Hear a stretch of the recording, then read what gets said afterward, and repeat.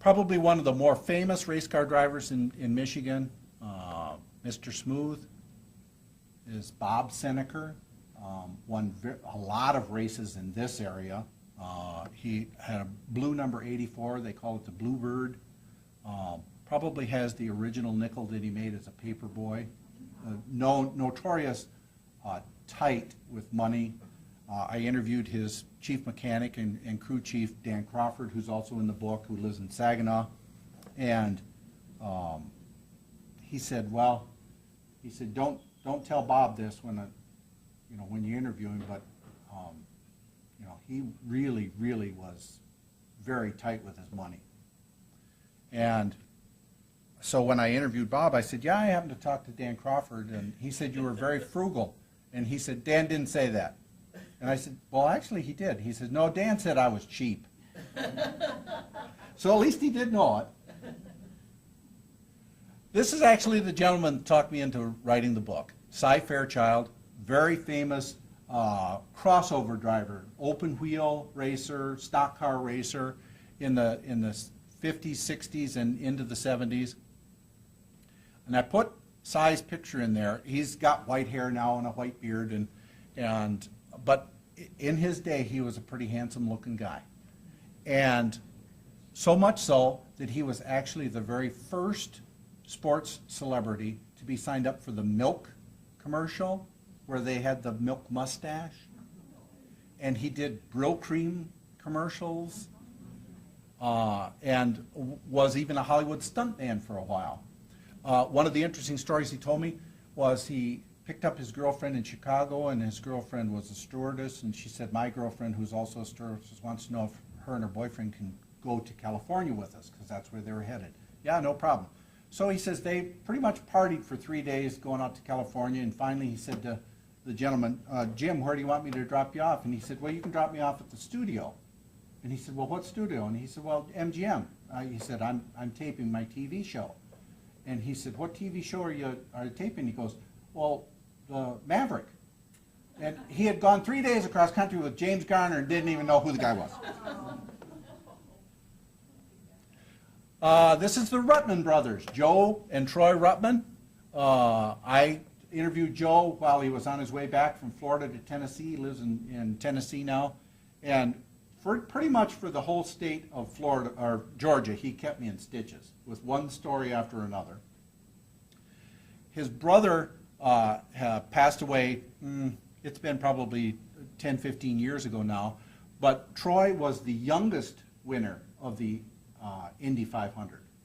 He supposedly won the race at age 22, but unfortunately what they didn't realize was you had to be 21 to race in the Indianapolis 500. And he won it when he was 22, but that was the 4th time that he'd entered the race. So he actually started a little bit younger because his mother had fudged a birth certificate. But Troy was probably one of the most talented race car drivers that never really got a shot at becoming a legend. In his time, he was the most sought-after catch driver when he was somewhere between 18 and 22 years old.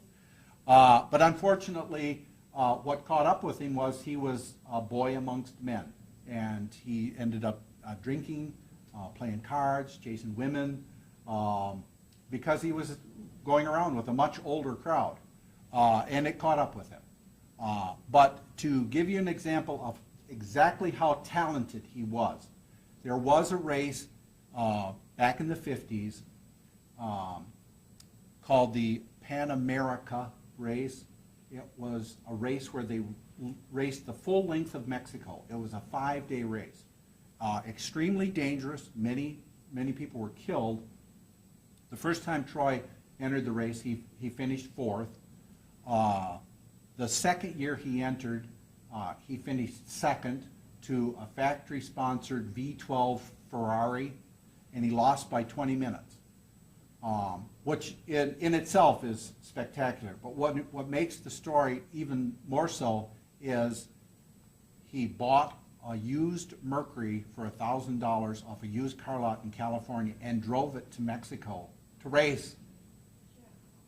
And he lost to a Ferrari, factory-sponsored Ferrari. So he was very, very talented race car driver.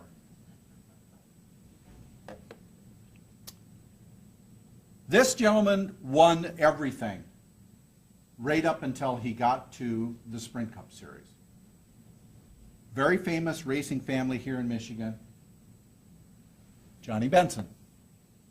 That picture is a crash at Berlin about 5 years ago now.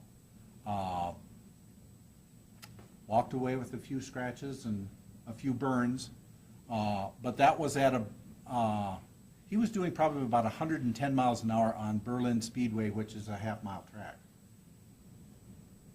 Pretty spectacular. And a super nice guy, and he actually was the coach / trainer of Danica Patrick when she joined the Busch Series, or the Nationwide Series, and NASCAR. How many have been to, have any of you been to Berlin Raceway? It's been around forever. It's one of the oldest tracks here in Michigan. Chet Meiswick was the owner for about a half a century. And interestingly enough, it's called Berlin Speedway, but it's in Marne, Michigan. And do you know why it's called Berlin Speedway? Well, right after World War I, it was still called Berlin, but because of the anti-German sentiment of Western Michigan, they decided to change it to Marne. So the town is now Marne, but the racetrack is still Berlin.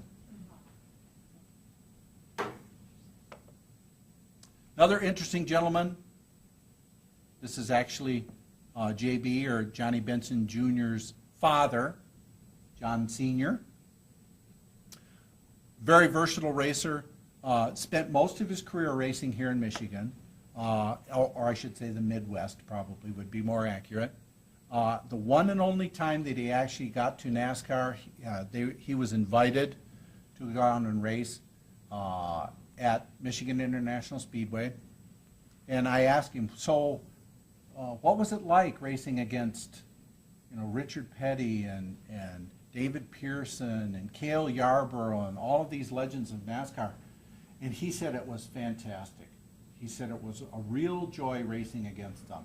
He said about every 5-6 laps, they'd go by and they'd wave.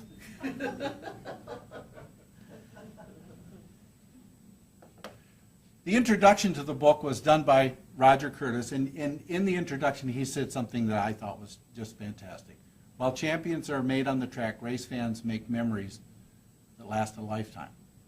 Enjoy this peek into the past of auto racing and make a memory for yourself. His office is right on the first turn of MIS, and you literally can look over the edge and see the racetrack. I haven't been invited to his office while there's a race going on yet, but Roger was very gracious. One of the first things that he did when he took over as president of MIS was he had the director of transportation from Lansing come down, and they got into a helicopter and they went all over the grounds, and he got his advice on how to direct traffic. And he said the first year, from the first car to leave to the last car to leave that wanted to leave, it was somewhere in excess of 3 hours. And he said now, with the changes that they've made, from the time the first car leaves to the last car that wants to leave, it's about 1 hour and 10 minutes. It's a big difference. And it keeps the fans fairly happy, I think.